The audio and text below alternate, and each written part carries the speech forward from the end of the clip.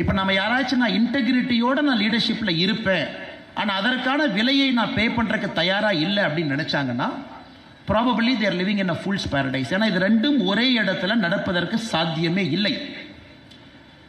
we have to pay a cost, a social cost. அது நம்ம ஊரில் அதை நம்ம வாலண்டரியாக வில்லிங்காக அதை நம்ம பே பண்ணும் பொழுது நம்ம மனசுக்குள்ளே ஒரு சஞ்சலனம் இருக்காது. வாலண்டரியா it's okay, I will pay price, no problem. ஏன்னா நீ கிளியரன்ஸ் கொடுக்குறதுக்கு 30 நாள் ஆகுமா, ஆயிட்டு போயிட்டு போகுது. ஏன்னா ஒரு 4 டைம் டார்ச்சர் பண்ணுவியா, பண்ணிக்க. ஒரு 4 கவர்மெண்ட் பில்டிங்கில் ஏறி இறங்க சொல்லுவியா, பார்த்துக்கலாம். இல்லை 4 இடத்துக்கு நான் பெட்டிஷன் போடணுமா, போட்டுக்கலாம். This is one way.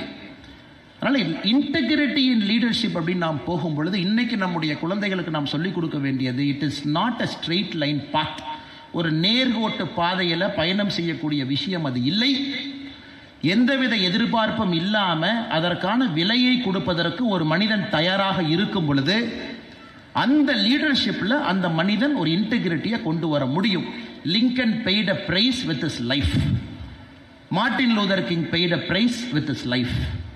The great Mahatma Gandhi paid a price with his life. இவங்க எல்லாத்துக்குமே தெரியுங்க, அவங்க யாரும் முட்டாள்கள் கிடையாது. Everybody knows.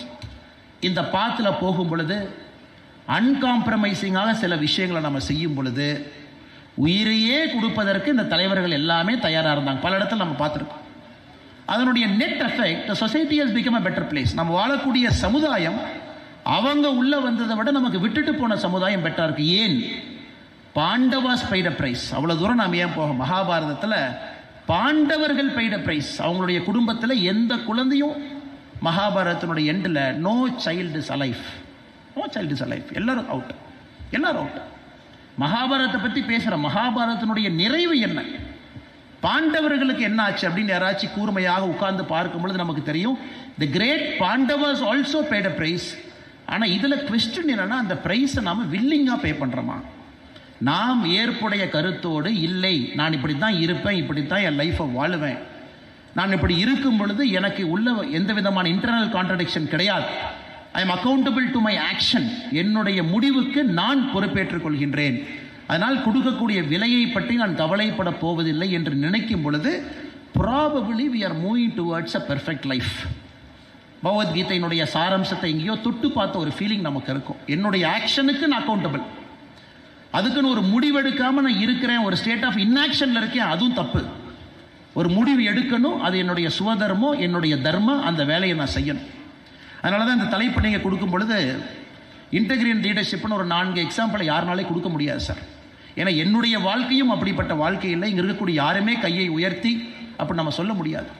சிச்சுவேஷன் இடத்துக்கு தகுந்தால் போல யோசிச்சு, ஆனால் எல்லா இடத்துலையும் நம்முடைய ஆக்ஷனுக்கு நம்ம அக்கௌண்டபிளாக இருக்கிறோமா? ஏன் அவ்வை மூதாட்டி, நிறைய நம்ம அவ்வை மூதாட்டினுடைய ஆத்திச்சூடி எல்லாமே நம்ம படிக்கிறோம். நல்வழி 41 கதைகள். நல்வழியில் அவ்வை மூதாட்டி அவங்க நமக்கு ரொம்ப டிஸ்டில்டு விஸ்டம் கொடுக்குறாங்க. எனக்கு அந்த 41 ரொம்ப ரொம்ப பிடிச்சது, ஆற்றங்கரையின் மரமும் அரசரிய வீட்டிருந்த வாழ்வும் விழுமன்றே.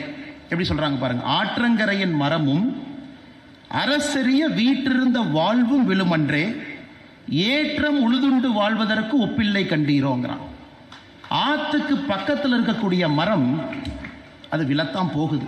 ஒரு பெரு வெள்ளம் வரும் பொழுது ஆற்றுக்கு பக்கத்தில் மரம் இருக்கும். அப்பா, நான் ஆற்றுக்கு பக்கத்திலேயே இருக்கிறேன், எனக்கு எப்பொழுதும் வறட்சியே கிடையாது, எப்பொழுதும் எனக்கு தண்ணீர் கிடைக்கும். ஆனால் தூரமாக இருக்கிற ஒரு மரம் கொஞ்சம் துக்கத்தில் இருக்கும். நான் ரொம்ப தூரமாக இருக்கேன், ஆனால் பக்கத்தில் இருக்கிற மரத்துக்கு எப்பவுமே தண்ணி இருக்கு. ஆற்றங்கரையின் மரமும் அரசரிய வீட்டிருந்த வாழ்வும், என்னை போல் ஆட்களுக்கு பவர் சென்டருக்கு பக்கத்தில், பவர் சென்டரில் பவரில் இருக்கிறவங்க, அரசரிய வீட்டிருந்த வாழ்வும் விழுமன்றோ. இது கண்டிப்பாக விழத்தான் போகுது. ஆனால் விழாத வாழ்க்கை என்ன? அவை மூதாட்டின்னு ஒரு ஸ்டெப் முன்னாடி போகிறாங்க. விழாத வாழ்க்கை என்ன? ஏற்றம் உழுதுண்டு வாழ்வோருக்கு ஒப்பில்லை கண்டீரோங்கிறாங்க. விவசாயம் பார்த்து பிழைக்கக்கூடியவருடைய வாழ்க்கை எப்பொழுதும் விழாது. ஒரு ஸ்டெப் அவங்க மேலே போய்கிட்டே தான் இருப்பாங்க. எவ்வளவு டிஸ்டில்டா, எவ்வளவு அற்புதமாக சொல்கிறாங்க பாருங்க. ஏன்னா பக்கத்தில் இருக்கக்கூடிய மரமும், அந்த தண்ணீர் எனக்கு இருக்கு, நான் ஆற்று பக்கத்தில் இருக்கேன் அப்படின்னு நினைக்கக்கூடிய மரமும் பெருவெள்ளத்தில் முதல் மரமாக அது விழுந்து தான் ஆகணும்.